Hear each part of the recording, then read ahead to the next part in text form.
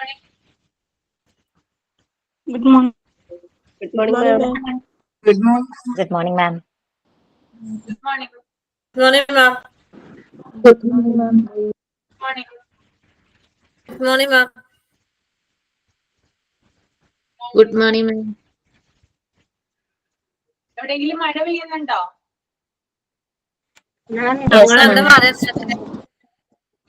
മഴയാണ്. ഞങ്ങളിവിടെ ഭയങ്കര മഴയും പിന്നെ മണ്ണിടിച്ചലും പിന്നെ കുറെ പേരൊക്കെ മാറ്റി പാർപ്പിച്ചു. സ്ഥലം എവിടെയാ? വയനാട്. വയനാടല്ലേ? ഭയങ്കര കാറ്റും മഴയും. ഇവിടെ കുഴപ്പമില്ല, ഞങ്ങൾ റോഡ് സൈഡ്. ഞങ്ങൾക്ക് ഇവിടെ നിന്ന് കുറച്ച് അങ്ങോട്ട് 5 മിനിറ്റുള്ള വീടുകളൊക്കെ കുറേ ആയി. ബാക്ക് സൈഡ് എല്ലാം മണ്ണെല്ലാം ഇടിഞ്ഞിട്ട് ഭയങ്കര മരങ്ങളൊക്കെ വീണിട്ട് ഭയങ്കര കാറ്റും മഴയാണ്.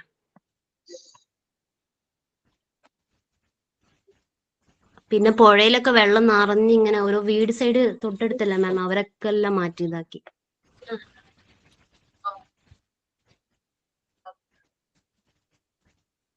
ഓക്കെ, അപ്പൊ നമുക്ക് പ്രയർ സ്റ്റാർട്ട് ചെയ്യാം അല്ലേ? Prayer. Okay, ma'am. Good morning, ma'am, and good morning, my dear friends. Let's start a new day with a small prayer. Dear Lord, thank you for the gift of this new day. Please guide my steps, protect me from harm, and fill my heart with your peace and love. Help me to see your blessing in every moment, and may I serve others with kindness and grace. Amen. Thank you, ma'am. Then sign in ആരാണ്?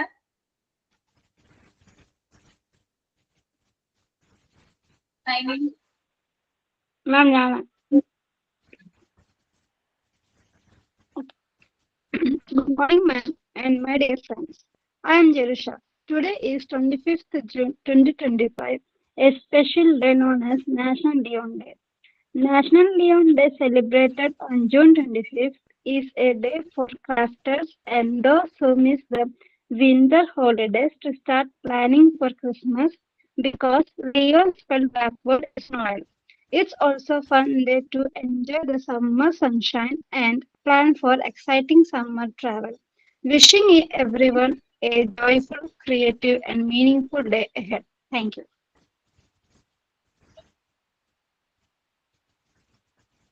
And thought of the time? Yes, ma'am. Good morning, Ashwati ma'am, and my dear friends. I'm Lindsay. Today's thought is, education is not the learning of facts, but the training of the mind to think. I repeat my thought.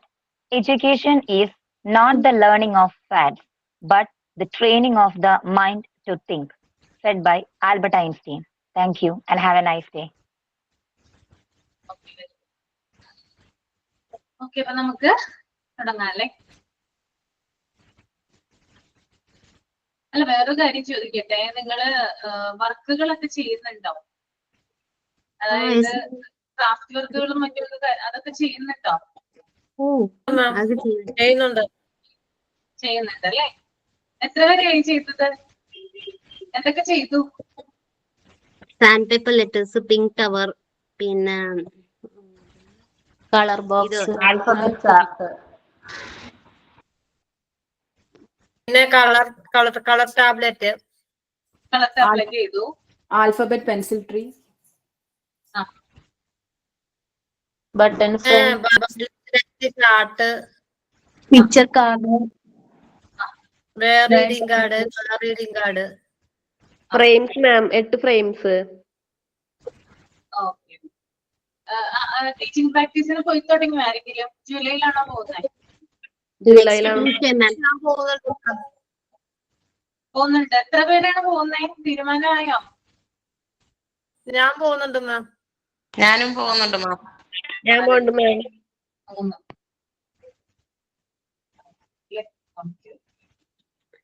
മാം ഏകദേശം 9-10 പേരെ കാണുള്ളൂ. അത്രയും കണ്ടിട്ടുള്ളൂ ഗ്രൂപ്പില്. എന്താ? ഏകദേശം ഒരു 9-10 പേരെ കാണുള്ളൂ മാം. അത്ര പേരെ കണ്ടിട്ടുള്ളൂ ഗ്രൂപ്പില് പേര്.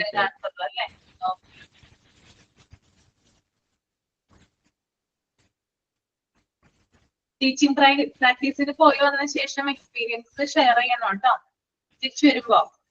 ഓക്കെ ഷെയർ ചെയ്യാം ഷെയർ ചെയ്യാം. ഞങ്ങളെ ഇന്നായിരിക്കും ലാസ്റ്റ്, നീ 1 month കഴിഞ്ഞിട്ട് കാണാവുള്ളൂ. അത് കഴിഞ്ഞിട്ട് കാണുള്ളൂ.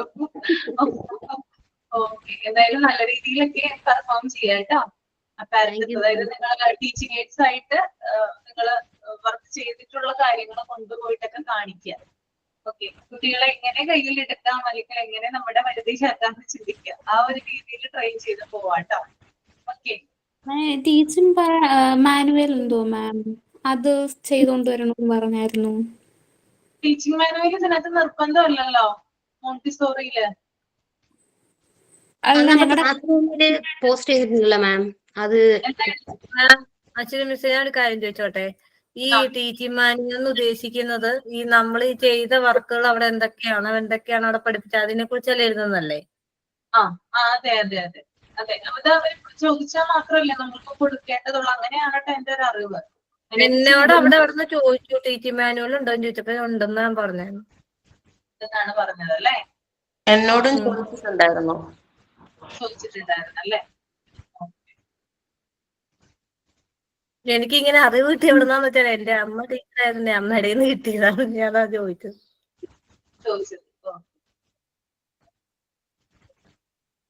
ഓക്കെ, അപ്പൊ നമ്മള് കഴിഞ്ഞ ക്ലാസ്സിൽ എവിടെയായിരുന്നു പറഞ്ഞു നിർത്തിയത്?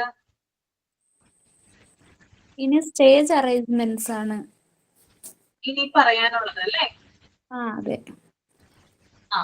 റോഷ്നി സ്റ്റേജ് അറേഞ്ച്മെന്റ്സ് ഒന്ന് വായിച്ചേ.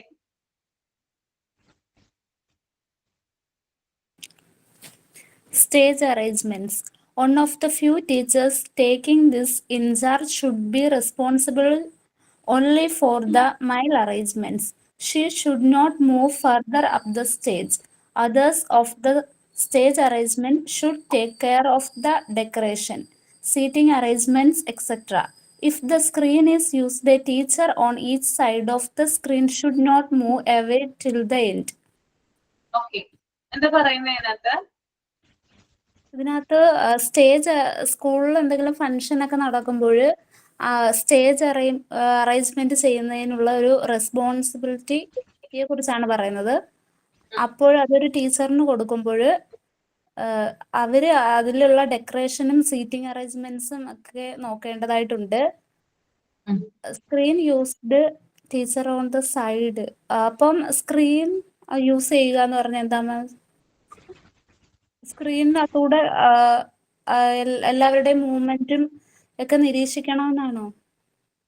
എന്താണ് സ്ക്രീൻ മൂവ്മെന്റ് എന്ന് വെച്ചാൽ എന്താണ്? സ്ക്രീൻ അതായത് ടീച്ചർ ഇവിടെ നിന്ന് മാറാൻ പാടില്ലെന്നാണ് ഉദ്ദേശിക്കണേ. മൂവ് ചെയ്യാൻ പാടില്ലെന്ന്. നമുക്ക് ചില സ്റ്റേജിൽ കാണാൻ പറ്റില്ല, രണ്ട് സൈഡിലെ ടീച്ചേഴ്സ് നിൽക്കുന്നത് കാണാനായിട്ട് പറ്റില്ലേ? കണ്ടിട്ടില്ലേ നിങ്ങള്? അവിടെ നിന്ന് അവര് മാറാറുണ്ടോ? പ്രോഗ്രാംസ് കഴിയുന്നത് വരെ മാറാറുണ്ടോ? ഇല്ല. ഇല്ല. രണ്ട് സൈഡിലും, അതായത് ലെഫ്റ്റ് ആൻഡ് റൈറ്റില് രണ്ട് ടീച്ചേഴ്സ് എപ്പോഴും അവിടെ നിൽപ്പുണ്ടാകും അല്ലെ? ഓക്കെ, ഞാൻ പറഞ്ഞോളാം കേട്ടോ റോഷ്നി.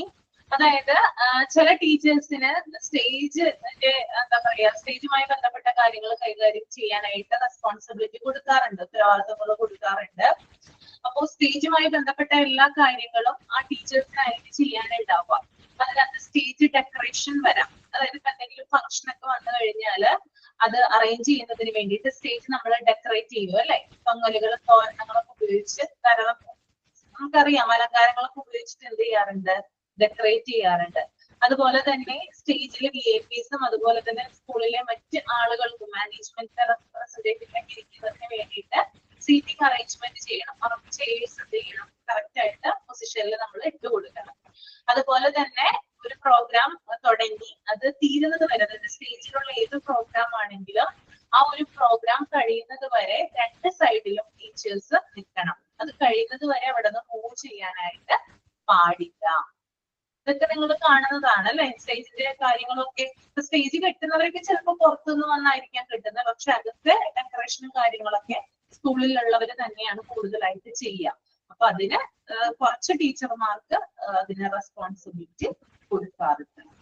ഓക്കെ, ക്ലിയർ ആയോ? സ്റ്റേജ് അറേഞ്ച്മെന്റ്സ് ഓക്കെ ആണോ?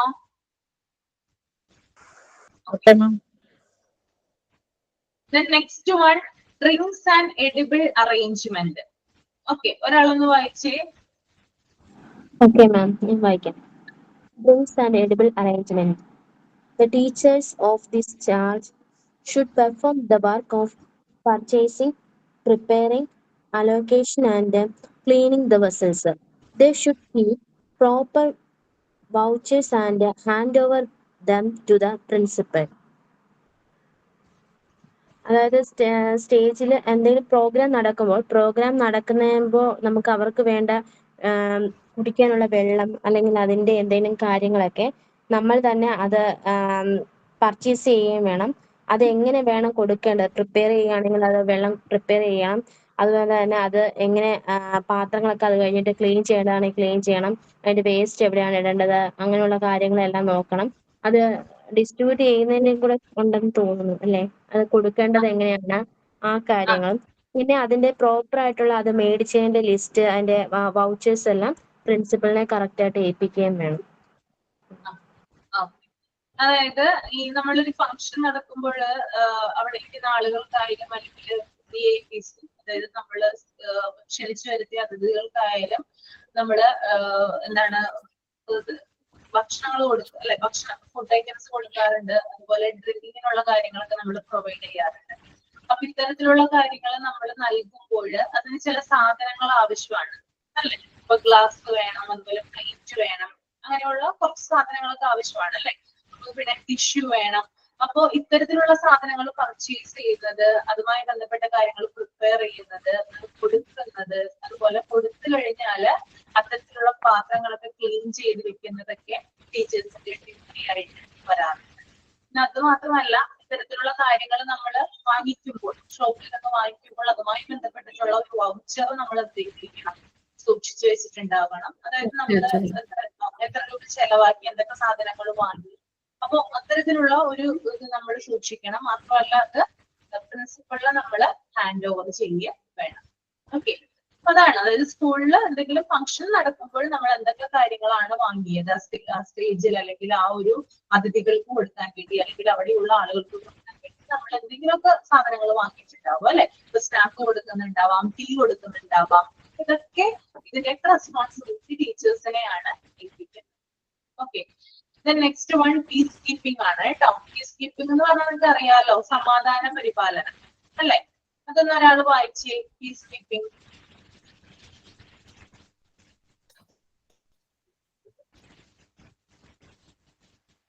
ആരാ വായിക്കാം? Peacekeeping. In many schools, when the meeting is started, the teachers align in a row and sit together, which is a wrong thing. Those who are not having the prime work of inviting the VIPs, stage arrangements, and any other dispersed work, it is indirect that they are given peacekeeping duty. They should not only stand on both sides of the meeting hall at a gap with each other, but also in the center and a few at the gate. Okay, peace keeping എന്താ പറയുന്നത്? അതായത് നമുക്കറിയാം, ആളുകളൊക്കെ ഇപ്പൊ VIPs ഒക്കെ വരുമ്പോൾ വലിയ രീതിയിൽ തിരക്കുകൾ ഉണ്ടാവാനുള്ള സാധ്യത കൂടുതലാണ് അല്ലെ. ഇപ്പൊ സ്കൂളിലേക്ക് ഒരു സിനിമാ താരത്തെയാണ് ഇൻവൈറ്റ് ചെയ്യുന്നതെങ്കിൽ, അല്ലെങ്കിൽ ഒരു സ്പോർട്സ് താരത്തെയാണ് ഇൻവൈറ്റ് ചെയ്യുന്നതെങ്കിൽ എത്രമാത്രം ബഹളവും തിരക്കൊക്കെ ഉണ്ടാകും.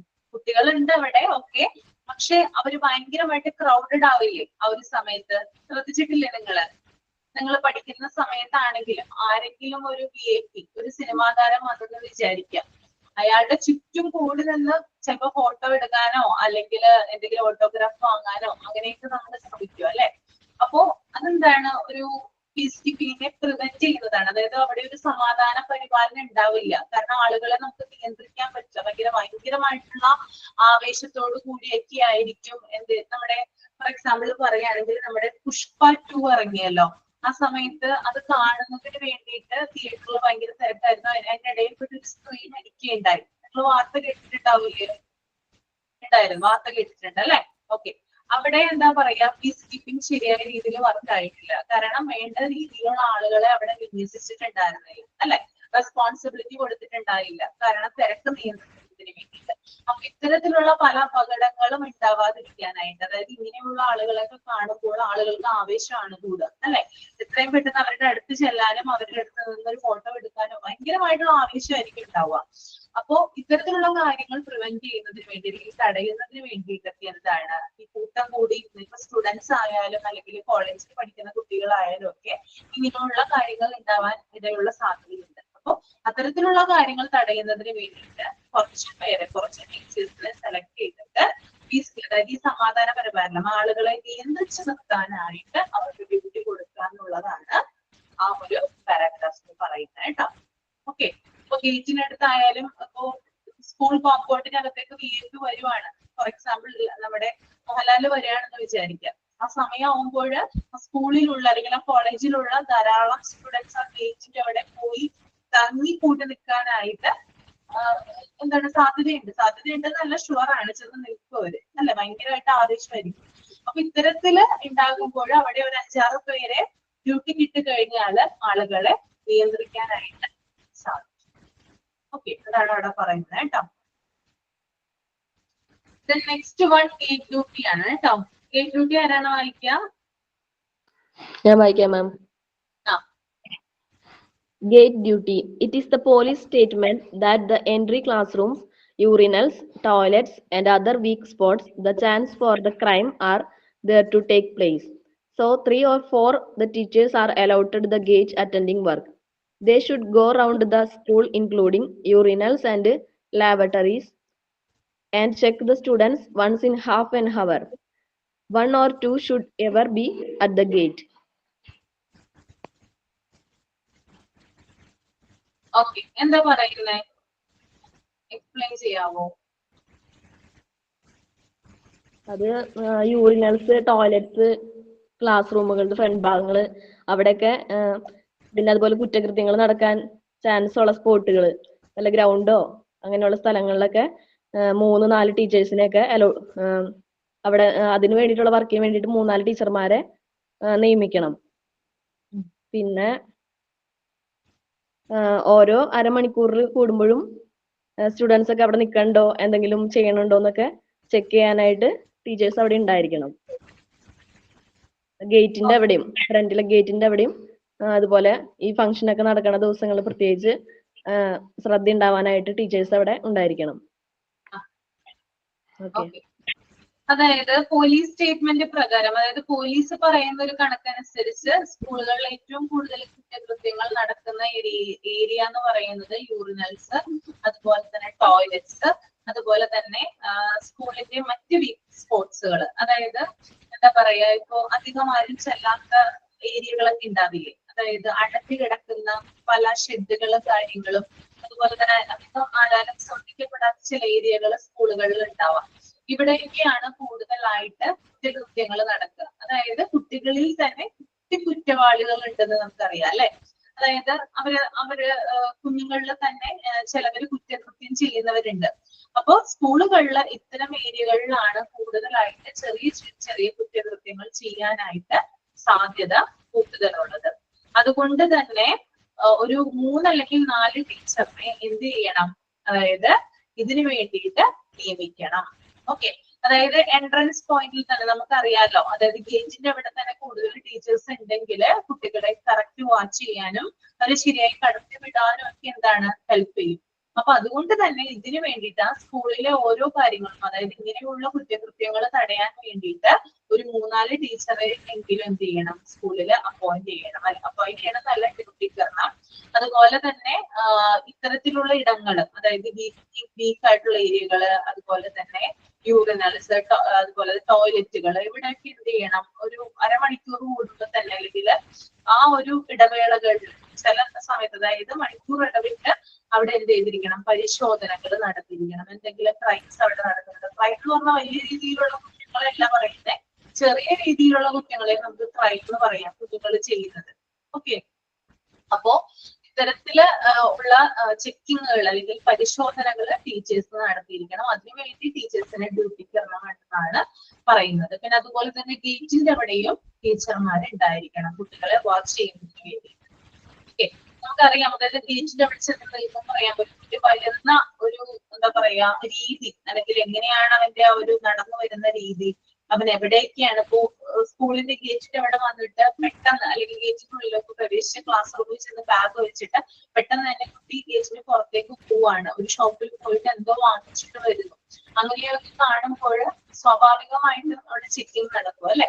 അപ്പൊ ഇത്തരത്തിലുള്ള, അതായത് വീക്ക് വാച്ചിങ്ങിന് ടീച്ചേഴ്സ് ഉണ്ടെങ്കിൽ മാത്രമാണ് കുട്ടികൾ എവിടേക്കാണ് പോകുന്നത്, അല്ലെങ്കിൽ കുട്ടികൾ വന്നിട്ടുണ്ടോ, വന്നു കഴിഞ്ഞാൽ ക്ലാസ് റൂമിൽ നിന്ന് പുറത്തേക്ക് പോകുന്നുണ്ടോ, അവര് മറ്റേതെങ്കിലും സ്ഥലത്തേക്ക് പോകുന്നുണ്ടോ, അങ്ങനെയുള്ള കാര്യങ്ങളൊക്കെ നടത്തുന്നത്. നമുക്കറിയാം നമ്മുടെ സ്കൂളുകളിലൊക്കെ പോലീസ് ചെക്കിങ് ഉണ്ടാവാറുണ്ട് അല്ലെ. പോലീസ് വന്ന് റോഡ് ചെക്കിങ് കാണാൻ പറ്റാറുണ്ടോ നിങ്ങൾക്ക്? പോലീസ് ജീപ്പുകൾ വരാറുണ്ട് സ്കൂളുകളില്. എന്താ വരുന്നവര്? എന്തിനാ വരുന്നേ? കോമൺ ആയിട്ട് ഒരു സ്കൂളിൽ എന്തെങ്കിലും പ്രോഗ്രാം ഒക്കെ നടക്കുമ്പോൾ ഒന്നെങ്കിൽ ചിലപ്പോൾ ഔട്ട്സൈഡേഴ്സ് കയറാനുള്ള സാധ്യതയുണ്ട്, അല്ലെങ്കിൽ ഈ സ്കൂളിലുള്ള പിള്ളേർ തന്നെ ചിലപ്പം ഇപ്പൊ +1 +2 ഒക്കെ ആണെങ്കിൽ അവർ അങ്ങോട്ടും ഇങ്ങോട്ടും എന്തെങ്കിലുമൊക്കെ ചെറിയ പ്രശ്നങ്ങൾ ഉണ്ടെങ്കിൽ അതൊക്കെ ഒരു പബ്ലിക് ആയിട്ടുള്ള ഒരു ടൈമിലായിരിക്കും തീർക്കുക. അപ്പം ആ ഒരു സമയത്ത് ആ ഒരു പഞ്ചായത്തിൽ അങ്ങനെയുള്ള ഏത് വാർഡിലാണോ സ്കൂൾ ഉണ്ടാകുന്നത്, അപ്പൊ ആ സ്കൂളിനെ ബേസ് ചെയ്തിട്ടുള്ള ഏതെങ്കിലും അടുത്തുള്ള പോലീസ് സ്റ്റേഷനിൽ അവിടെ 2-3 പോലീസുകാർ ഡ്യൂട്ടിക്ക് ഉണ്ടാവും കോമൺ ആയിട്ട്. അവരുടെ തമ്മിലുള്ള എന്തെങ്കിലും പ്രശ്നങ്ങളുണ്ടെങ്കിൽ അത് കൺട്രോൾ ചെയ്യാനും അത് ഭീകരമായ പ്രശ്നങ്ങളിലേക്ക് പോവാതെ അവരൊന്ന് മെയിൻറ്റെയിൻ ചെയ്യാനും വേണ്ടിയിട്ട് പോലീസ് ഉണ്ടാവും. അതെ, ഓക്കെ. അപ്പോ അതായത് ഇത്തരത്തിലുള്ള കാര്യങ്ങൾ, അതായത് ഇങ്ങനെയുള്ള ഇപ്പൊ എന്തെങ്കിലും ഫങ്ഷൻസ് ഒക്കെ നടക്കുകയാണെങ്കിൽ എന്തായാലും പോലീസ് വരും. അല്ലാതെ തന്നെ കോമൺ ആയിട്ട് ഇടയ്ക്ക് വരാറുണ്ട് അവര്. നമുക്കറിയാം സ്കൂള് കോമ്പൗണ്ടിന് പുറത്തുള്ള ഷോപ്പുകളില് ഡ്രഗ്സ് സപ്ലൈ ചെയ്യുന്നു.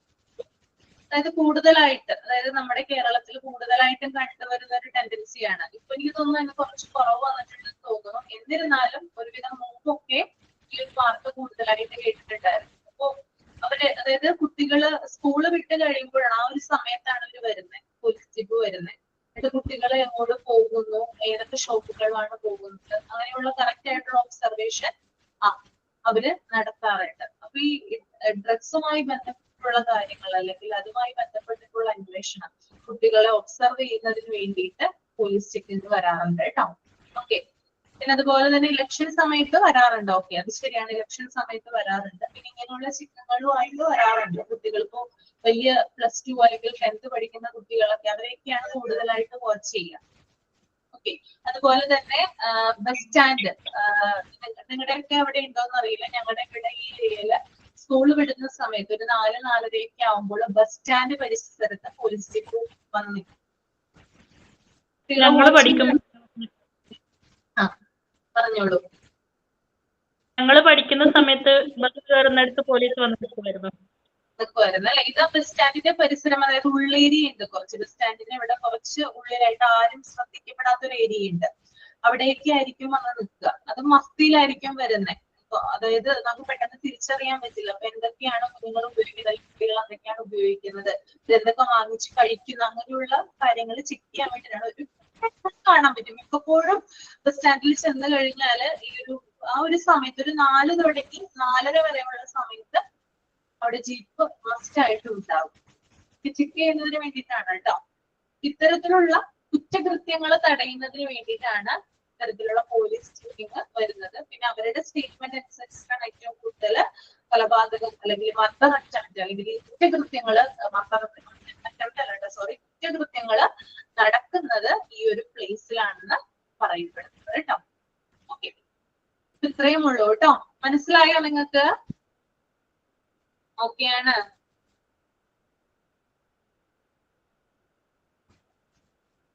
ഓക്കെ, അപ്പൊ നമ്മുടെ ഈ ഒരു ചാപ്റ്റർ കഴിഞ്ഞു. എങ്ങനെയുണ്ടായിരുന്നു ഈ ചാപ്റ്റർ, ഇൻസ്റ്റിറ്റ്യൂഷണൽ പ്ലാനിങ്?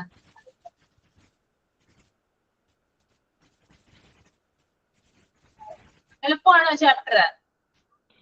എളുപ്പമായിരുന്നു. എളുപ്പമാണ്. നിങ്ങൾക്ക് എന്തൊക്കെ കാര്യങ്ങൾ മനസ്സിലായെന്ന് സമ്മറി പോലെ പറയാമോ ഓരോരുത്തര്? ഈ ഒരു ഇൻസ്റ്റിറ്റ്യൂഷണൽ പ്ലാനിങ് എന്ന് പറയുന്ന ആ ചാപ്റ്റർ നമ്മളിപ്പോ ഫിനിഷ് ചെയ്തപ്പോ ഓരോരുത്തരായിട്ട് പറഞ്ഞാൽ മതി. അമൃത ഫ്രിഡ്ജിൽ ഒന്ന് പറയാമോ ആദ്യം? അമൃത. Okay ma'am. അപ്പോൾ ഇൻസ്റ്റിറ്റ്യൂഷണൽ പ്ലാനിങ് ചാപ്റ്ററിൽ നമ്മൾ പഠിച്ചത് സ്കൂളൊക്കെ ആകുമ്പോൾ എന്തൊക്കെ പ്ലാനിങ്, ഫസ്റ്റ് ഓഫ് ഓൾ നമ്മുടെ സ്കൂൾ ഹെഡിന് എന്തൊക്കെ റെസ്പോൺസിബിലിറ്റീസ് ഉണ്ടാവും. അവരുടെ ഫിനാൻഷ്യൽ അസിസ്റ്റന്റ് സ്കൂൾ ഹെഡ് ആയിരിക്കും അതിന്റെ റെസ്പോൺസിബിള്, അത് പറഞ്ഞു. പിന്നെ പ്ലാനിങ്ങിന് കുറെ ഫാക്ടേഴ്സ് ഉണ്ട്. Work factor, cost factor, equipment factor, time factor, ഇങ്ങനെ കുറെ ഫാക്ടേഴ്സ് ഉണ്ട് പ്ലാനിങ്ങിന്. പിന്നെ സ്കൂൾ ഹെഡിന് കുറെ റെസ്പോൺസിബിലിറ്റീസ് ഉണ്ടാവും. ഫിനാൻഷ്യൽ പോളിസി ഉണ്ടാക്കുക, ബജറ്റ് തയ്യാറാക്കുക, ആ ബജറ്റ് എല്ലാ ഏരിയയിലേക്കും പ്രോപ്പറായിട്ട് അലോക്കേറ്റ് ചെയ്യുക, ഫീസ് കളക്ട് ചെയ്യുക, അതൊക്കെ. പക്ഷെ അതിന്റെ റെസ്പോൺസിബിലിറ്റി ഫുൾ ഹെഡ് ആണെങ്കിലും അതിന്റെ ഓരോ ഡ്യൂട്ടീസ് ഓരോ ടീച്ചേഴ്സിനായിട്ട് ഇങ്ങനെ ഡിവൈഡ് ചെയ്ത് കൊടുക്കും. പിന്നെ അത് എല്ലാ എക്സ്പെൻസും കറക്റ്റ് ആയിട്ടാണോ ഇവർ സ്പെൻഡ് ചെയ്യുന്നത്, ഇതിന്റെയൊക്കെ റെസ്പോൺസിബിൾ സ്കൂൾ ഹെഡ് ആയിരിക്കും. ഓക്കെ.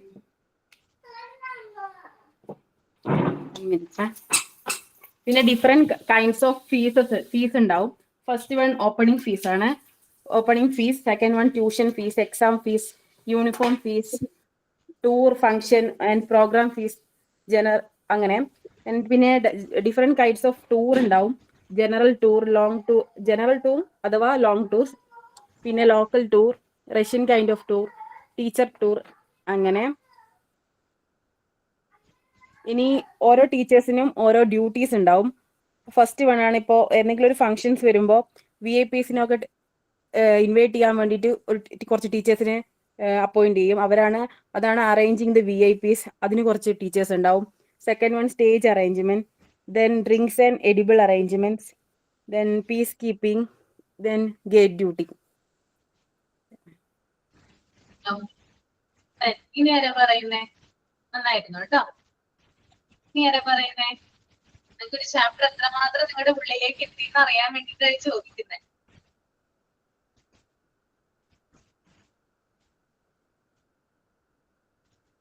ഒരാൾ കൂടി പറയൂ കേട്ടോ, ഒരാൾ കൂടി പറയൂ.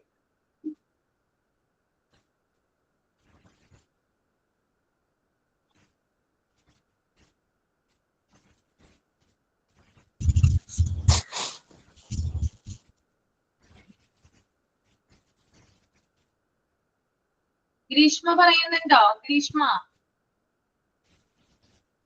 പറയാം മാം. ഓക്കെ. ഇൻസ്റ്റിറ്റ്യൂഷണൽ പ്ലാനിങ്ങില് ചാപ്റ്ററിൽ പറഞ്ഞിരിക്കുന്നത് നമ്മളുടെ ഒരു സ്കൂളിൽ വരുന്ന എല്ലാത്തരം കാര്യങ്ങളും ടീച്ചേഴ്സിന്റെ ഇടപെടലിനെ കുറിച്ചാണ് പറയുന്നത്.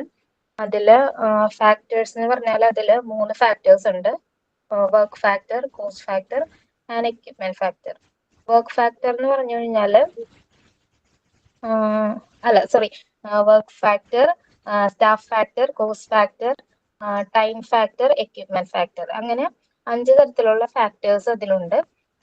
കൂടാതെ ഫിനാൻഷ്യൽ അസിസ്റ്റൻസ് എന്ന് പറയുന്ന ഒരു പോർഷനും കൂടി ഉണ്ട്. അതിൽ വരുന്നത് നമ്മളുടെ റെസ്പോൺസിബിലിറ്റീസും സ്കൂളിൽ നമ്മുടെ ടീച്ചേഴ്സ് പാലിക്കേണ്ട കുറച്ച് റെസ്പോൺസിബിലിറ്റീസും ഡ്യൂട്ടീസിനെ കുറിച്ചാണ് അതിൽ പറയുന്നത്. അതില് ഫസ്റ്റ് നമ്മുടെ financial responsibilities of the school head. അതിൽ പറയുന്നത് ഓരോ ഫിനാൻഷ്യൽ റെസ്പോൺസിബിലിറ്റീസ് ഒരു സ്കൂൾ ഹെഡ് ചെയ്യേണ്ട റെസ്പോൺസിബിലിറ്റീസിനെ കുറിച്ചാണ് പറയുന്നത്. അതിൽ ഫസ്റ്റ് വരുന്നത് നമ്മളുടെ financial policy and school budget. ഒരു സ്കൂളിന്റെ സ്കൂൾ ബഡ്ജറ്റും ഫിനാൻഷ്യൽ പോളിസിയും പ്രിപ്പയർ ചെയ്യാന്നുള്ളതാണ്.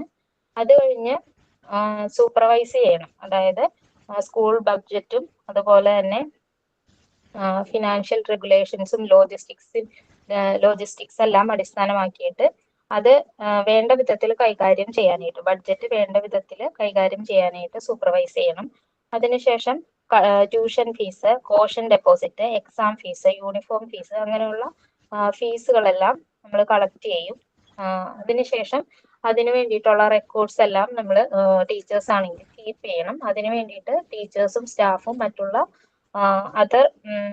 സ്റ്റാഫുകളും അതിന്റെ പേയ്മെന്റ്സും കാര്യങ്ങളെല്ലാം റെക്കോർഡുകളെല്ലാം കെയർഫുൾ ആയിട്ട് കീപ്പ് ചെയ്തിരിക്കണം.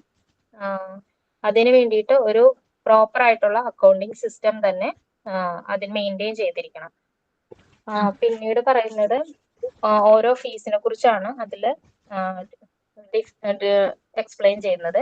അതിൽ ഫസ്റ്റ് വരുന്നത് ഓപ്പണിംഗ് ഫീസ് ആണ്. അത് നമ്മളുടെ അതൊരു സ്പെഷ്യൽ ഫീസ് ആയിട്ടാണ് കണക്കാക്കുന്നത്. അതായത് ലൈബ്രറി അതല്ല, അതിൽ ഓരോ ഫീസുകളും പ്രത്യേകം എടുത്ത് പറയുന്നുണ്ട്. ഇതിൽ സ്പെഷ്യൽ ഫീസുകൾ വരും, ലൈബ്രറി ഫീസുകൾ വരും, admission fees, books and not books fees, പിന്നെ മറ്റുള്ള ഫീസുകളെല്ലാം ഈ ഒരു കാറ്റഗറിയിൽ ഒരു വർഷത്തിൽ ഒരു എഡ്യൂക്കേഷണൽ ഇയറിൽ ഇത്രയും കാര്യങ്ങൾ അടങ്ങിയിരിക്കുന്ന ഫീസുകളുടെ കാറ്റഗറിയാണ് ഈ ഓപ്പണിംഗ് ഫീസായിട്ട് കണക്കാക്കുന്നത്. രണ്ടാമത് വരുന്നത് ട്യൂഷൻ ഫീസ് ആണ്, അല്ലെങ്കിൽ അത് മന്ത്ലി ഫീസ് എന്നും അതിനെ പറയും. ഇതില് ഓരോ ഇതില് മന്ത്ലി ഫീസ് കിട്ടുന്നതിനനുസരിച്ചാണ് നമ്മുടെ ടീച്ചേഴ്സിന് സാലറി പേ ചെയ്യുന്നത്. കൂടാതെ term fees, in some schools they are receiving it as a term fees. അതായത് ചില സ്കൂളുകൾ ഇത് ടേം ഫീസ് ആയിട്ടും വാങ്ങാറുണ്ട്. പിന്നീട് വരുന്നത് എക്സാം ഫീസ് ആണ്. എക്സാം ഫീസ് എന്ന് പറയുമ്പോൾ അതിൽ വരുന്നത് നമ്മളുടെ ക്വസ്റ്റ്യൻ പേപ്പർ എല്ലാം പ്രിന്റ് ചെയ്യാനുള്ള കോസ്റ്റും, അതുപോലെ തന്നെ ആൻസർ പേപ്പറും ക്വസ്റ്റ്യൻ പേപ്പർ എല്ലാം പ്രിന്റ് ചെയ്യാനുള്ള കോസ്റ്റും, പിന്നെ അതിന് വേണ്ടിയിട്ടുള്ള ത്രെഡും മറ്റ് വസ്തുക്കളൊക്കെ മേടിക്കുന്നതിനുള്ള ഫീസായിട്ടാണ് ഇത് കണക്കാക്കുന്നത്. പല സ്കൂളുകളും ഇത് കളക്ട് ചെയ്യാറുണ്ട്. അത് ചില സമയങ്ങളിൽ എക്സാം ഫീസായിട്ടും എക്സാം ഫീസ് ആയിട്ടുള്ള കാറ്റഗറിയിൽ ഇത് ഉൾപ്പെടുത്താറുണ്ട്, അല്ലെങ്കിൽ സെപ്പറേറ്റ് ആയിട്ട് ക്വാർട്ടർലി ഇത് വാങ്ങാറുണ്ട്. പിന്നെ വരുന്നത് യൂണിഫോം ഫീസാണ്. അത് കളക്ട് ചെയ്യുന്നത് നമ്മളുടെ നമ്മളുടെ ഇയർ തുടങ്ങുമ്പോൾ സ്കൂൾ സ്റ്റാർട്ട് ചെയ്യുന്ന സമയത്ത് തന്നെ യൂണിഫോം ഫീസ് വാങ്ങാറുണ്ട്. അല്ലെങ്കിൽ ജൂലൈ എത്തുന്നതിന് ജൂലൈ മന്ത് കഴിയുന്നതിന് മുമ്പായിട്ട് ജൂലൈക്കുള്ളിൽ യൂണിഫോം ഫീസ് വാങ്ങാറുണ്ട്. ഇത് ഒരു വർഷത്തേക്കുള്ളതാണ് വാങ്ങുന്നത്. അത് വാങ്ങുമ്പോൾ ടീച്ചേഴ്സ് വളരെ കെയർഫുൾ ആയിട്ട് അതിന്റെ കാൽക്കുലേഷനും എല്ലാം കറക്റ്റ് ആയിട്ട് മെയിൻറ്റെയിൻ ചെയ്യുകയും അത് കീപ്പ് ചെയ്യുകയും സെപ്പറേറ്റ് ആയിട്ട് അതിന്റെ ബെൽറ്റും ഷൂസും കൂടെ അതിന്റെ ഒപ്പം പ്രൊവൈഡ് ചെയ്യുകയും ചെയ്യണം. പിന്നെ വരുന്നത് ടൂറും ഫംഗ്ഷൻ ആൻഡ് പ്രോഗ്രാം ഫീസാണ്. ഇതൊരു ഫിക്സഡ് ഫീസ് അല്ല, ഇത് മാനേജ്മെന്റിന്റെ തീരുമാനത്തിനനുസരിച്ച് മാറാനായിട്ടുള്ള ചാൻസ് ഉണ്ട്. ചില സ്കൂളുകളിൽ ഇത് കണ്ടക്ട് ചെയ്യാറില്ല. Tour will be of 4 types. 4 തരത്തിലുള്ള ടൂറുകൾ ഉണ്ട്. അതിൽ ആദ്യത്തേത് വരുന്നത് ജനറൽ ടൂർ അല്ലെങ്കിൽ ലോങ് ടൂർ. ജനറൽ ടൂർ എന്ന് പറയുമ്പോൾ അതൊരു ദൂരെയുള്ള പ്ലേസിലേക്കായിരിക്കും പോകുന്നത്, ഒരു ലോങ് ട്രിപ്പ് ആയിരിക്കും. അതിൽ ഒരു വർഷത്തിലൊരിക്കലാണ് അത് നടത്തുന്നത്. കൂടാതെ ലോക്കൽ ടൂർ ഉണ്ട്, അതായത് ചില സൂ, ബൊട്ടാനിക്കൽ ഗാർഡൻ, സർക്കസ്, അല്ലെങ്കിൽ കുട്ടികളുടെ സിനിമകൾ അതുപോലെ കാണിക്കാനായിട്ട് കുട്ടികളെ കാണിക്കുന്നതിന് വേണ്ടിയിട്ട് നടത്തുന്ന ഒരു ടൂറാണ് ലോക്കൽ ടൂറ്. കൂടാതെ റഷ്യൻ കൈൻഡ് ഓഫ് ടൂർ ഉണ്ട്, അതായത് നമ്മളുടെ ക്ലാസിന്റെ പുറത്ത് നടക്കുന്ന കാര്യങ്ങളെല്ലാം കുട്ടികളെ നടന്നുകൊണ്ട് കാണിച്ച് കുട്ടികൾക്ക് കാര്യങ്ങളെല്ലാം നേച്ചറുമായിട്ട് കുറച്ചും കൂടെ നേച്ചറുമായിട്ട് അവരെ കൂടുതൽ അടുപ്പിച്ചുകൊണ്ടിട്ടുള്ള ഒരു ടൂറാണത്. അടുത്തത് വരുന്നത് ടീച്ചർ ടൂറാണ്. അത് നമ്മളുടെ സ്കൂളില് ടീച്ചേഴ്സിന് വേണ്ടിയിട്ട് അവർക്കൊരു റിലാക്സേഷന് വേണ്ടിയിട്ടുള്ള ഒരു എക്സ്കർഷൻ ആണത്. സാധാരണയായി ഇത് നടത്തുന്നത് വെക്കേഷൻ ടൈമിലാണ്. അതുകൂടാതെ ഇതില് നമ്മളുടെ ഈ ചാപ്റ്ററിൽ പറയുന്നത് നമ്മളുടെ ഫംഗ്ഷൻ ആൻഡ് മീറ്റിംഗ്സിനെ കുറിച്ചെല്ലാം ഈ ചാപ്റ്ററിൽ നമ്മൾക്ക് വിശദമായിട്ട് പറയുന്നുണ്ട്. അതിൽ ഫസ്റ്റ് വരുന്നതാണ് അറേഞ്ചിങ് ദ VIP. അതായത് ഒരു VIP നമ്മളുടെ ഒരു സ്കൂളിൽ ഒരു ഫംഗ്ഷനോ അല്ലെങ്കിൽ സെലിബ്രേഷനോ നടത്തുന്ന സമയത്ത് നമ്മൾ VIPസിനെയൊക്കെ ഇൻവൈറ്റ് ചെയ്യാറുണ്ട്. അപ്പൊ അതുമായിട്ട് ബന്ധപ്പെട്ട് ഒരു ഹെഡ് മാത്രമല്ല, അതിന്റെ ഒരു റെസ്പോൺസിബിലിറ്റി മുഴുവനും ഹെഡിന് മാത്രമായിട്ട് ഒതുങ്ങി നിൽക്കുന്നതല്ല. അതിൽ ബന്ധപ്പെട്ട് എല്ലാ ടീച്ചേഴ്സ് ആണെങ്കിലും മറ്റ് സ്റ്റാഫുകളാണെങ്കിലും ഓരോരോ ചുമതലകളിൽ അവരെ ഏർപ്പെടുത്തിയിട്ടുണ്ട്. അപ്പൊ അതിനനുസരിച്ച് അവർക്ക് വേണ്ട കാര്യങ്ങളും എല്ലാം ചെയ്തു കൊടുക്കുന്നത് ഈ ടീച്ചേഴ്സും മറ്റ് സ്റ്റാഫുകളുമാണ്. അതിൽ അറേഞ്ചിങ് ദ VIPസിൽ വരുന്നത് ഒരു VIPയെ നമ്മൾ ക്ഷണിക്കുമ്പോൾ അവരുടെ ഇൻവിറ്റേഷൻ മാത്രമല്ല, അതുകൂടാതെ അവർ വരുന്നതുമായിട്ട് ബന്ധപ്പെട്ട് അവർക്ക് റിഫ്രഷ്മെന്റിന് വേണ്ടിയിട്ടാണെങ്കിലും അവരെ ട്രീറ്റ് ചെയ്യുന്ന കാര്യത്തിലാണെങ്കിലും എല്ലാ കാര്യത്തിലും ഒരു ടീച്ചേഴ്സിന്റെ ഉത്തരവാദിത്വം ഈ ഒരു പോർഷനിൽ നമുക്ക് വിശദമായിട്ട് പറഞ്ഞു തരുന്നുണ്ട്. കൂടാതെ അടുത്തത് വരുന്നത് സ്റ്റേജ് അറേഞ്ച്മെന്റ്സ് ആണ്.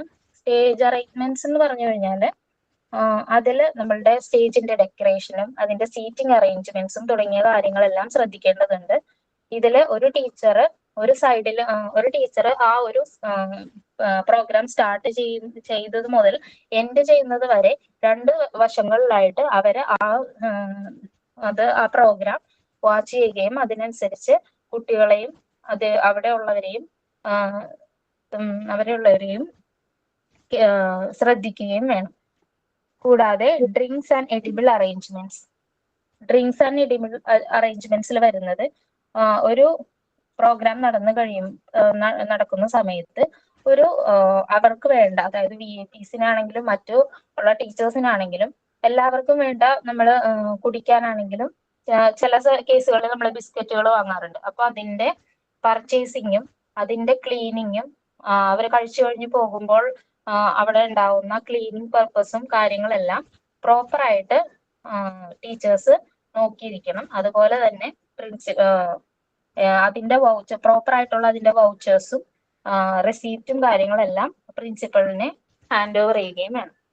കൂടാതെ പീസ് കീപ്പിംഗ് എന്ന് പറഞ്ഞു കഴിഞ്ഞാൽ ചില കേസുകളിൽ VIPs നമ്മൾ വരുന്ന സമയത്ത് ചിലപ്പോൾ ഫിലിം ആക്ടേഴ്സ് ആണെങ്കിൽ ആ സമയത്ത് കുട്ടികൾക്കെല്ലാം അവരോട് കൂടെ ഫോട്ടോ എടുക്കണം, അവരെ കാണണം എന്നൊക്കെ ആഗ്രഹങ്ങൾ ഉണ്ടാവും.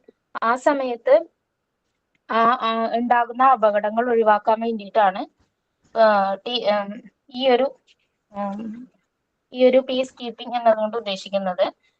അപ്പോൾ ആ സമയത്ത് മറ്റുള്ള കുട്ടികൾക്ക് തിരക്കിൽ പെട്ടുപോകാനും അതുമായിട്ട് ബന്ധപ്പെട്ട അപകടങ്ങൾ ഉണ്ടാവാനായിട്ടും ചാൻസ് ഉണ്ട്.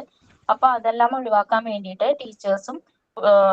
ടീച്ചേഴ്സ് അവരെ ശ്രദ്ധിക്കേണ്ടതുണ്ട്. അതിനനുസരിച്ചുള്ള നടപടികളും സ്വീകരിക്കേണ്ടതുണ്ട്. അവസാനം വരുന്നതാണ് ഗേറ്റ് ഡ്യൂട്ടി.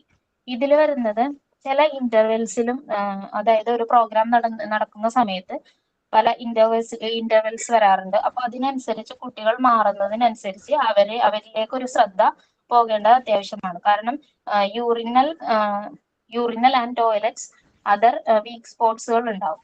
അവിടെയെല്ലാം കുട്ടികൾക്ക് ക്രൈം നടത്താനും ചില കേസുകളിൽ ക്രൈം നടക്കാനും ചാൻസ് ഉണ്ട്. അപ്പൊ ഓരോ 2-3-4 മണിക്കൂറിനിടവിട്ട് കുട്ടികളെ അവരെ ശ്രദ്ധിക്കുകയും ഗേറ്റിന്റെ അടുത്ത് ടീച്ചേഴ്സിനെ അതിനു വേണ്ടിയിട്ട് അവരെ വാച്ച് ചെയ്യാൻ വേണ്ടിയിട്ട് നിർത്താറുമുണ്ട്. ചില കേസുകളിൽ പോലീസിന്റെ സഹായം സ്കൂളുകൾ തേടാറുണ്ട്. ഇത്രയുമാണ് നമ്മുടെ ഈ ചാപ്റ്ററിൽ പറഞ്ഞിരിക്കുന്നത്. Thank you ma'am. നന്നായിട്ട് പറഞ്ഞു കേട്ടോ, കുറേ അധികം പറഞ്ഞല്ലേ. Okay, well done. Thank you ma'am. Okay, അപ്പൊ നിങ്ങൾക്ക് കമ്മ്യൂണിക്കേഷൻ എന്ന് പറഞ്ഞ ചാപ്റ്റർ ആരെങ്കിലും എടുത്തായിരുന്നോ? No ma'am. എടുത്തിട്ടില്ല. അപ്പൊ നമുക്ക് കമ്മ്യൂണിക്കേഷൻ എന്ന് പറയുന്ന ചാപ്റ്ററിലോട്ട് വരാം കേട്ടോ. യൂണിറ്റ് 4 ആണ് കമ്മ്യൂണിക്കേഷൻ.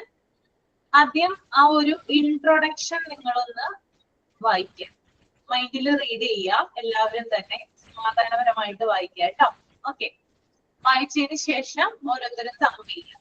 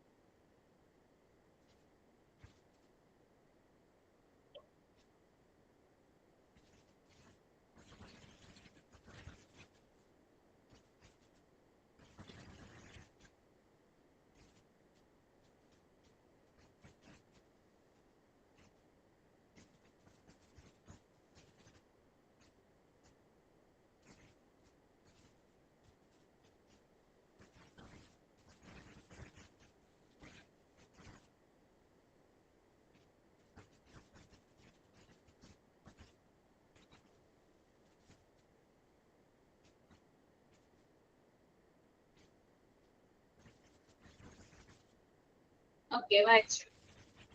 ഓക്കെ, എന്താ മനസ്സിലായത് വെറുതെ വായിച്ചപ്പോ? എന്താ പറയുന്നത് ഇൻട്രൊഡക്ഷനില്? ടീച്ചേഴ്സിന് കുറെ നോളജ് ഉണ്ടാവും, പക്ഷെ അത് ഇങ്ങനെ പാസ് ചെയ്യുമ്പോഴാണ് നമ്മൾ അതിനെ കമ്മ്യൂണിക്കേഷൻ എന്ന് പറയുന്നത്. ആ പാസ് ചെയ്യുന്ന സംഭവമാണ് ഇൻഫോർമേഷൻ. അത് നമ്മളിലേക്ക് പാസ് ചെയ്ത് കഴിയുമ്പോൾ അത് കമ്മ്യൂണിക്കേഷൻ എന്ന് പറയും. അത് സ്റ്റുഡൻസിന് മാത്രമല്ല പാസ് ചെയ്യുന്ന, പാരന്റ്സിനായിക്കോട്ടെ, അത് വേറെ ടീച്ചേഴ്സിനായിക്കോട്ടെ, അഡ്മിനിസ്ട്രേഷനായിക്കോട്ടെ, ആർക്ക് വേണമെങ്കിലും അത് പാസ് ചെയ്യാം. അതിന് ഓൺലി വേർഡ്സിൽ കൂടെ മാത്രമല്ല, ചെറിയൊരു ജസ്റ്ററിൽ കൂടെ നമുക്ക് കമ്മ്യൂണിക്കേറ്റ് ചെയ്യാൻ പറ്റും. ആ കമ്മ്യൂണിക്കേഷനാണ് നമ്മൾ ലാംഗ്വേജ് എന്ന് പറയുന്നത്. എന്തെങ്കിലും അഡീഷണൽ ആയിട്ട് പറയാനുണ്ടോ ആർക്കെങ്കിലും? കമ്മ്യൂണിക്കേഷൻ എന്ന് പറയുന്ന ഇൻട്രൊഡക്ഷൻ വായിച്ചപ്പോ അഡീഷണൽ ആയിട്ട് എന്തെങ്കിലും പറയാനുണ്ടോ? പിക്ചർ കൂടെയും സൗണ്ട് കൂടെയും കമ്മ്യൂണിക്കേറ്റ് ചെയ്യാം, അതുകൂടെ ഉള്ള അഡീഷണൽ ആയിട്ട്. ഓക്കെ, അപ്പൊ കമ്മ്യൂണിക്കേഷൻ എന്ന് പറയുന്നത് ഇതൊരു ഇമ്പോർട്ടന്റ് ആയിട്ടുള്ള ഒരു ചാപ്റ്റർ ആണ് കേട്ടോ. കമ്മ്യൂണിക്കേഷൻ പാർട്ട് 4 തന്നെ ഇമ്പോർട്ടന്റ് ആയിട്ടുള്ള ഒരു ചാപ്റ്റർ ആണെന്ന് പറയാം. കമ്മ്യൂണിക്കേഷൻ എന്ന് പറയുന്നത് നമ്മള് ഇൻഫോർമേഷൻ മറ്റുള്ളവരുമായിട്ട് പാസ് ചെയ്യുന്നതിനെയാണ് കമ്മ്യൂണിക്കേഷൻ എന്ന് പറയുന്നത്. ഇതിന്റെ മീനിങ് അങ്ങനെയാണ് വരുന്നത്. പാസിംഗ് ഇൻഫോർമേഷൻ ടു അതേഴ്സ് ആണെന്ത് കമ്മ്യൂണിക്കേഷൻ. ഇങ്ങനെ തന്നെ ഒരു ക്വസ്റ്റ്യൻ ചോദിച്ചിട്ടുണ്ട് പ്രീവിയസ് ഇയർ ക്വസ്റ്റ്യൻ പേപ്പറിൽ. What is meant by communication എന്ന് ചോദിച്ചിട്ടുണ്ട്. അപ്പോ passing the information to others ആണ് അതിന് ആൻസർ ആയിട്ട് വരുന്നത്. പിന്നെ ടീച്ചർ എന്ന് പറയുമ്പോൾ കേവലം നോളജ് മാത്രമല്ല അല്ലെ, മറിച്ച് ധാരാളം ഇൻഫോർമേഷൻസ്, അതായത് ടീച്ചർക്കുള്ള അറിവുകളെക്കാൾ ഉപരി ലോകത്ത് നടക്കുന്ന, അതായത് പല കാര്യങ്ങളെ കുറിച്ചുള്ള അറിവുകൾ എന്ത് ചെയ്യുന്നുണ്ട്, ടീച്ചർ എന്ത് ചെയ്യുന്നുണ്ട്, സ്റ്റുഡൻസിനോട് പാസ് ചെയ്യുന്നുണ്ട്. അപ്പൊ ടീച്ചർ എന്ന് പറയുന്നത് കമ്മ്യൂണിക്കേഷനിൽ വളരെ ഇമ്പോർട്ടന്റ് ആയിട്ടുള്ള ഫാക്ടറാണ്. സ്റ്റുഡൻസിനെ ധാരാളം കാര്യങ്ങൾ അവര് അറിവിന്റെ ലോകത്തേക്ക് അവരെ വളർത്തുന്നത് ആരാണ്? ടീച്ചേഴ്സ് ആണ്. ഓക്കെ, പിന്നെ അതുപോലെ തന്നെ ടീച്ചർ എന്ന് പറയുമ്പോൾ സ്റ്റുഡൻസുമായിട്ട് മാത്രമല്ല അവർക്ക് കമ്മ്യൂണിക്കേറ്റ് ചെയ്യേണ്ടി വരിക അല്ലെ. ഒരു ക്ലാസ് റൂമിൽ ആരുമായിട്ട് മാത്രമായിരിക്കും കമ്മ്യൂണിക്കേറ്റ് ചെയ്യുന്നത്? ക്ലാസ് റൂമിൽ ആരുമായിട്ടാണ് കമ്മ്യൂണിക്കേറ്റ് ചെയ്യുന്നത് ടീച്ചർ? സ്റ്റുഡൻസ് മാത്രമേ. പക്ഷെ സ്റ്റുഡൻസുമായിട്ട് മാത്രമാണോ ഒരു ടീച്ചർ കമ്മ്യൂണിക്കേറ്റ് ചെയ്യേണ്ടത്? പാരന്റ്സിനോടും കൂടി അവര് കമ്മ്യൂണിക്കേറ്റ് ചെയ്യേണ്ടതുണ്ട്. പാരന്റ്സ് അല്ലെ, പാരന്റ്സുമായിട്ട് കമ്മ്യൂണിക്കേറ്റ് ചെയ്യണം. അതുപോലെ തന്നെ കോ ടീച്ചേഴ്സുമായിട്ട് കമ്മ്യൂണിക്കേറ്റ് ചെയ്യണം. അഡ്മിനിസ്ട്രേറ്റേഴ്സുമായിട്ട് കമ്മ്യൂണിക്കേറ്റ് ചെയ്യണം അല്ലെ. ഓക്കെ, നിങ്ങൾക്ക് ടെൻഡൻസി ഒന്നും എടുത്തിട്ടില്ലല്ലോ പാർട്ട് 3-ലെ?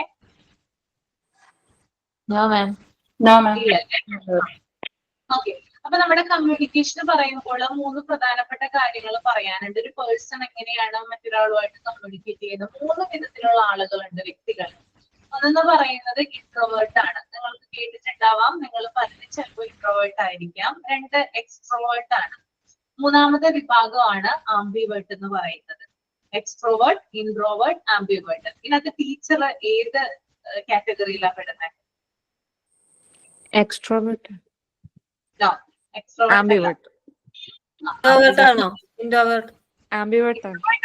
ഇൻട്രോവേർട്ട് ആയാലും ടീച്ചർ ആരോടും സംസാരിക്കില്ലല്ലോ. ടീച്ചർ സംസാരിക്കണ്ടേ? ടീച്ചർക്ക് മറ്റുള്ളവരുമായിട്ട് ഇടപെടലുണ്ട്, ഇന്ററാക്ട് ചെയ്യണ്ടേ? ആംബിവേർട്ട് ആണ് കേട്ടോ. എക്സ്ട്രോവേർട്ട് എന്ന് പറഞ്ഞാല് ടീച്ചർക്ക് വർത്തമാനം പറഞ്ഞ് സമയം ഉണ്ടാവില്ല, എല്ലാവരോടും വർത്തമാനം പറഞ്ഞുകൊണ്ടിരിക്കും, ക്ലാസ് എടുക്കാൻ സമയം ഉണ്ടാവില്ല എക്സ്ട്രോവേർട്ട് ആണെങ്കിൽ ടീച്ചർ. ഓക്കെ, അപ്പൊ ടീച്ചർ എന്ന് പറയുന്ന ആംബിവേർട്ട് ആണ്. അതായത് 2 പേരുടെയും സ്വഭാവ സവിശേഷതകൾ ഉണ്ടാവും കേട്ടോ ടീച്ചർമാർക്ക്. അപ്പൊ അത് ടെൻഡൻസിയിൽ ഒരു ഇതുമായിട്ട് ബന്ധപ്പെട്ട് പറയുന്നതാണ്. ഞാനാണ് എടുക്കുന്നതെങ്കിൽ വിശദമായിട്ട് പറഞ്ഞുതരാം. വേറെ ആരെങ്കിലും എടുക്കുന്നതെങ്കിൽ പറയാൻ പറ്റില്ലല്ലോ, അതുകൊണ്ടാണ് ഞാനിന്ന് പറഞ്ഞത് കേട്ടോ. അപ്പൊ എക്സ്ട്രോവേർട്ട് ഉണ്ട്, ഇൻട്രോവേർട്ട് ഉണ്ട്, ആംബിവേർട്ട് ഉണ്ട്. നിങ്ങൾ ഏത് കാറ്റഗറിയിൽ പെടുന്നതാ? നിങ്ങൾ ഓരോരുത്തരും ആണോ? ഞാൻ എക്സ്ട്രോവേർട്ട് ആണ്. എല്ലാവരും ആംബിവേർട്ട് ആണ്. എക്സ്ട്രോവേർട്ട് ആരെങ്കിലും ഉണ്ടോ? ഞാൻ എക്സ്ട്രോവേർട്ട് ആണ് മാം. ഞാനുണ്ട് മാം. എക്സ്ട്രോവേർട്ട് ആണ് അല്ലെ. എക്സ്ട്രോവേർട്ട് ആയിട്ടുള്ള ആളുകൾക്ക് ധാരാളം കണക്ഷൻസ് ഉണ്ടാവും, അതായത് ധാരാളം ആളുകൾ ഉണ്ടാവും അവരുടെ കൂടെ എപ്പോഴും. ശരിയല്ലേ? എക്സ്ട്രോവേർട്ട്. ഒരു രാഷ്ട്രീയക്കാരൻ എങ്ങനെയായിരിക്കണം? പൊളിറ്റീഷ്യൻ എക്സ്ട്രോവേർട്ട് ആയിരിക്കണം. എക്സ്ട്രോവേർട്ട് അല്ലെ. അപ്പൊ ഒരു ബാങ്ക് എംപ്ലോയിയോ, ബാങ്കിൽ ഒരു അക്കൗണ്ടന്റ് എന്തായിരിക്കണം? ഇൻട്രോവേർട്ട്. പല കാറ്റഗറി നമുക്കത് ജോലി വൈസ് നമുക്ക് അറിയാൻ പറ്റും. വർക്ക് അനുസരിച്ച് പല കാറ്റഗറീസ് ആയിട്ട് നമുക്ക് തിരിക്കാം. ഓക്കെ, പിന്നെ അതുപോലെ ഇൻട്രോവേർട്ട് ആയിട്ടുള്ള ആളുകൾ എന്ന് പറയുമ്പോൾ ഒരു തന്നെ ഒതുങ്ങിക്കൂടാനായിട്ട് ശ്രമിക്കുന്നവരാണ്. അധികം കണക്ഷൻസോ കാര്യങ്ങളോ ഒന്നും തന്നെ അവർക്ക് ഉണ്ടാകണം എന്നില്ല. ഓക്കെ, രണ്ടിനും അതിൻ്റെതായിട്ടുള്ള സ്വഭാവ സവിശേഷതകൾ ഉണ്ട് കേട്ടോ. ഒന്നിനെ നമ്മൾ കൂടുതലായിട്ടോ കുറവായിട്ടോ ഒന്നും കാണേണ്ടതില്ല. ഒരു ടീച്ചർ എന്ന് പറയുമ്പോൾ അവര് ആംബിവേർട്ടായി. ഓക്കെ, പിന്നെ ഞാൻ പറഞ്ഞു പാരന്റ്സുമായിട്ട് അവര് എന്താ പറയാ കോണ്ടാക്ട് ഉണ്ടാവും, അല്ലെങ്കിൽ പാരന്റ്സുമായിട്ട് കമ്മ്യൂണിക്കേഷൻ നടത്തും. അതുപോലെ തന്നെ കോ ടീച്ചേഴ്സ്, കൂടെ ജോലി ചെയ്യുന്ന ടീച്ചേഴ്സുമായിട്ട് കമ്മ്യൂണിക്കേഷൻ നടത്താറുണ്ട്. പിന്നെ അതുപോലെ തന്നെ അഡ്മിനിസ്ട്രേറ്റീവ്സ്, അതായത് മാനേജ്മെന്റുമായിട്ട് എന്ത് ചെയ്യാറുണ്ട്, ടീച്ചർ കമ്മ്യൂണിക്കേഷൻ നടത്താറുണ്ട്. അപ്പൊ സ്റ്റുഡൻസ് മാത്രമായിട്ടും അല്ല, പാരന്റ്സുമായിട്ടും കോ ടീച്ചേഴ്സുമായിട്ടും അഡ്മിനിസ്ട്രേറ്റീവ്സും ഒക്കെ ആയിട്ട് ഒരു ടീച്ചർക്ക് കമ്മ്യൂണിക്കേഷൻ ഉണ്ട്. ഓക്കെ, പിന്നെ കമ്മ്യൂണിക്കേഷനിൽ വരുന്നത് symbols and words of jester, അതായത് പലതരത്തിലുള്ള അടയാളങ്ങൾ, സൈനുകളും അതുപോലെ തന്നെ ആക്ഷൻസും ഒക്കെയാണ് ഇതിൽ വരുന്നത്, കമ്മ്യൂണിക്കേഷനിൽ വരുന്നത്. നമ്മൾ ഒരു കാര്യം പറയുന്നത് കൊണ്ട് മാത്രം അത് കമ്മ്യൂണിക്കേഷൻ ആണെന്നില്ല, നമ്മൾ പല ആംഗ്യങ്ങളും കാണിക്കണം. ഇപ്പൊ ഞാൻ മിണ്ടാതിരുന്നിട്ട് നിങ്ങളെ ഓരോരോ ജസ്റ്ററുകൾ, അതായത് ഓരോരോ ആക്ഷനുകൾ കാണിച്ചാൽ ചിലപ്പോൾ നിങ്ങൾക്കത് മനസ്സിലായിന്ന് വരും അല്ലെ? മനസ്സിലാവില്ലേ? നിങ്ങൾക്ക് മനസ്സിലാവില്ലേ? അതും എന്തിൽ പെടാം? കമ്മ്യൂണിക്കേഷനിൽ വരാം. അപ്പൊ നമ്മൾ ഉപയോഗിക്കുന്ന വേർഡ് മാത്രമല്ല, ധാരാളം സിംബലുകൾ, ജസ്റ്റേഴ്സ് ഒക്കെ ഉപയോഗിക്കുന്നതും കമ്മ്യൂണിക്കേഷൻ എന്ന് പറയുന്ന ഒരു ഇതാണ് കേട്ടോ. പിന്നെ അതുപോലെ തന്നെ പിന്നെ മനുഷ്യനുള്ള ഒരു പ്രത്യേകതയാണ് മൃഗങ്ങളെ അപേക്ഷിച്ച്, അല്ലെങ്കിൽ ആനിമൽസിനെ അപേക്ഷിച്ച് മനുഷ്യനുള്ള ഒരു സ്പെഷ്യാലിറ്റി എന്ന് പറഞ്ഞാൽ അത് കമ്മ്യൂണിക്കേറ്റ് ചെയ്യാനുള്ള ഒരു കഴിവാണ് കേട്ടോ. പിന്നെ അതുപോലെ തന്നെ നമ്മൾ ഉപയോഗിക്കുന്ന ഓരോ സിംബലുകൾ, അതിന് ഓരോ മീനിങ് ഉണ്ടാവും അല്ലെ? നമ്മൾ ഉപയോഗിക്കുന്ന ഓരോ സിംബൽസിനും അതിൻ്റെതായിട്ടുള്ള മീനിങ് ആയിരിക്കും ഉണ്ടാവുക. ഞാനിപ്പോ ഇങ്ങനെ പറയാണ്, ഇങ്ങനെ കാണിക്കുകയാണ്, എന്താ അതിന്റെ മീനിങ് വരിക? എന്താ മീനിങ്? Prayer, thanks. പലതരത്തിലുള്ള മീനിങ് ഉണ്ട് അല്ലെ? അപ്പൊ ഏത് സിംബൽ ആണോ, ഞാൻ ഇങ്ങനെ കാണിക്കുകയാണ്, എന്താണ് ഇങ്ങനെ കാണിക്കുകയാണ്, എന്താ ബൈ ബൈ. ബൈ ബൈ അല്ലെ? അപ്പൊ ഓരോ സിംബൽസിനും എന്തുണ്ട്, അതിൻ്റെതായിട്ടുള്ള മീനിങ് ഉണ്ട് നമുക്ക് പറയാനായിട്ട് സാധിക്കും. അപ്പൊ അങ്ങനെയും നമുക്ക് കമ്മ്യൂണിക്കേറ്റ് ചെയ്യാം. ഓക്കെ, ഒരാള് പോകുമ്പോൾ ബൈ ബൈ എന്ന് പറയണം, അയ്യോ നീ പോവാണോടാ, ഇങ്ങനെ എന്ത് ചെയ്യേണ്ട, ഉച്ചത്തിൽ വിളിച്ചു പറയേണ്ട കാര്യമില്ല, ബൈ ബൈ പറഞ്ഞാൽ മതി അല്ലെ? ജസ്റ്റ് ഈ ഒരു ആക്ഷൻ മാത്രം നമ്മൾ കാണിച്ചാൽ മതി. ഓക്കെ, പിന്നെ അതുപോലെ തന്നെ ഒരു പിക്ചറിലൂടെയോ അല്ലെങ്കിൽ ഒരു വേർഡിലൂടെയോ ഒക്കെ എന്ത് ചെയ്യാം, നമുക്ക് മറ്റുള്ളവരുമായിട്ട് കമ്മ്യൂണിക്കേറ്റ് ചെയ്യാം. അപ്പൊ ഈ സിംബൽസ് ഉപയോഗിച്ച് നമ്മൾ പലതരത്തിലുള്ള കമ്മ്യൂണിക്കേഷൻ നടത്തുന്നതിനെ, അല്ലെങ്കിൽ പലതരത്തിലുള്ള വേർഡ്സുകൾ ഉപയോഗിച്ച് നമ്മൾ കമ്മ്യൂണിക്കേഷൻ നടത്തുന്നതിനെ ലാംഗ്വേജ് എന്ന് പറയാം. ഓക്കെ, അതാണ് അവിടെ ഇൻട്രൊഡക്ഷനിൽ പറയുന്നത്. പിന്നെ അതുപോലെ തന്നെ കമ്മ്യൂണിക്കേഷനും അതുപോലെ തന്നെ ടീച്ചറുമായിട്ട് അല്ലെങ്കിൽ ടീച്ചിങ്ങുമായിട്ട് വളരെയധികം ബന്ധമുണ്ട്, കണക്റ്റഡ് ആണ്. രണ്ട് എന്ന് പറയുന്നത് ഒരു ഇൻവൈറ്റബിൾ പാർട്ടാണ്, കമ്മ്യൂണിക്കേഷൻ ആൻഡ് ടീച്ചിങ്. അതായത് ടീച്ചിങ് എന്ന് പറയുമ്പോൾ അത് കമ്മ്യൂണിക്കേഷനിലൂടെ മാത്രമാണ് എന്ത് ചെയ്യുക, നടക്കുക അല്ലെ? കമ്മ്യൂണിക്കേഷനിൽ അത് നമുക്ക് പഠിപ്പിക്കാനായിട്ട് സാധിക്കുമോ? ഇല്ല. പറ്റുമോ? ഇല്ല അല്ലെ? അപ്പൊ കമ്മ്യൂണിക്കേഷൻ ഉണ്ടെങ്കിൽ മാത്രമാണ് നമുക്ക് മറ്റുള്ളവരെ പഠിപ്പിക്കാനായിട്ട് സാധിക്കുക. ഇനി താഴെ ഒരു കമ്മ്യൂണിക്കേഷൻ സൈക്കിൾ കൊടുത്തിട്ടുണ്ട്.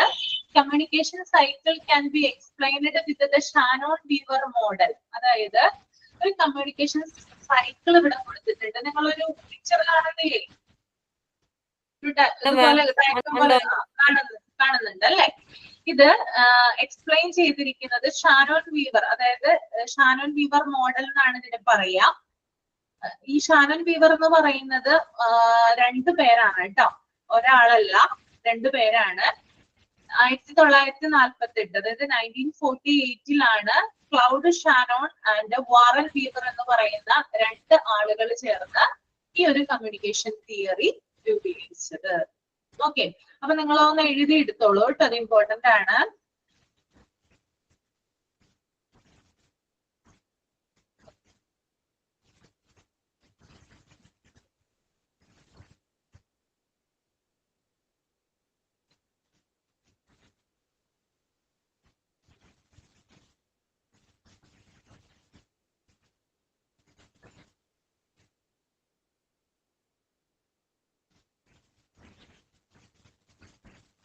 ഹെഡിങ് കൊടുക്കുക കേട്ടോ, ഷാനോൺ വീവർ മോഡലിന് ഹെഡിങ് കൊടുക്കുക.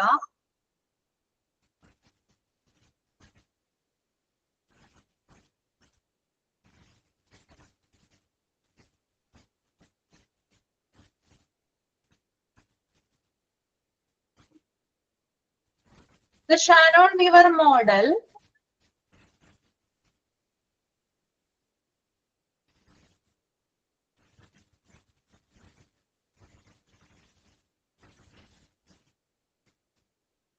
is a communication theory.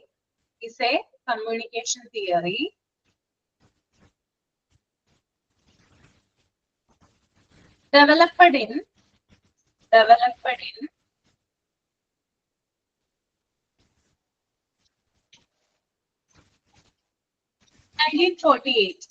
ഒരു മിനിറ്റ് ഞാനൊന്ന് വീഡിയോ ഓഫ് ചെയ്യുവാണ് കേട്ടോ, ഓഡിയോയും പറഞ്ഞുതരാം.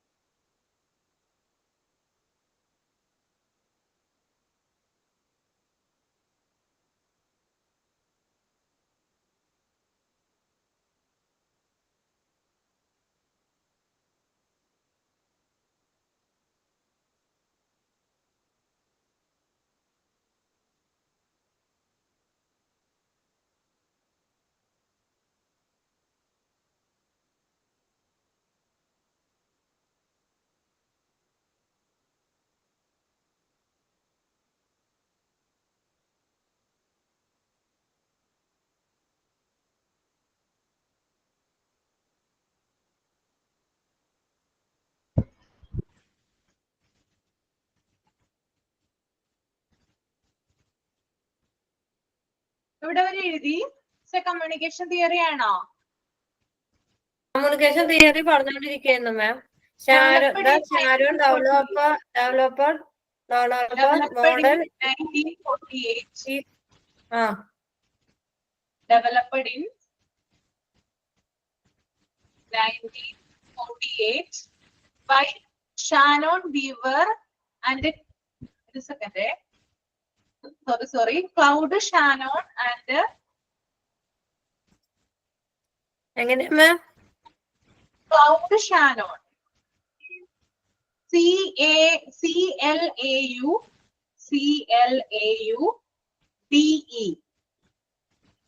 ഒന്നുകൂടെ പറഞ്ഞു. CLAUDE.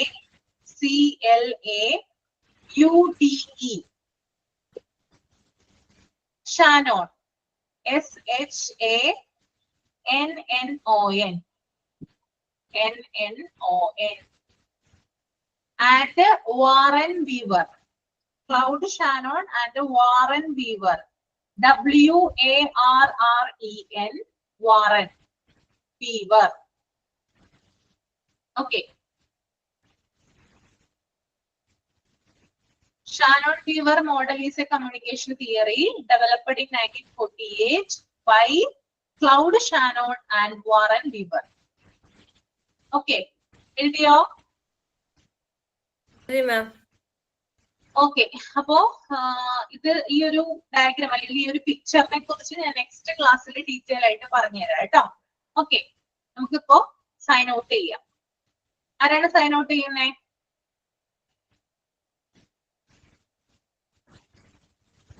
സൈൻ ഔട്ട് ആരാണ്? ഓക്കെ, ഞാൻ ചെയ്യാം മാം. Okay. First of all, thank you, ma'am, for the wonderful class. Today, we learned detailedly about the institutional planning. Thank you all for your support and cooperation. Thank you all. Okay. അപ്പൊ അതിന്റെ next ക്ലാസ്സിൽ detail ആയിട്ട് പറഞ്ഞുതരാം കേട്ടോ. Okay, thank you. Thank you ma'am. Thank you, ma'am. Thank you, ma'am.